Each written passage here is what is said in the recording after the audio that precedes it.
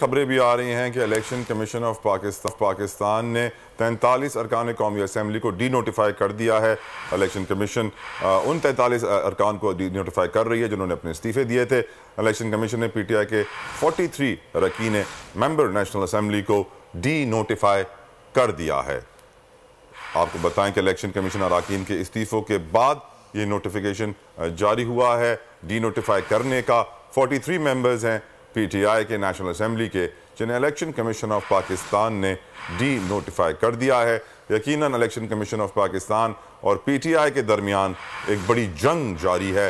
इमरान खान हमेशा chief election commissioner को तनकीद का निशाना बनाते रहे कि वो बाइस्ड हैं, गैर जानिबदार नहीं हैं, जिसकी वजह से उन्होंने इस्तीफे भी दिए हैं, इलेक्शन का मुतालबा भी कर रहे हैं। इस वक्त लेटेस्ट अपडेट्स ये हैं कि 43 अरकान PTI कौमी असम्बली नोटिफाई कर दिया है इलेक्शन कमीशन ऑफ पाकिस्तान ने।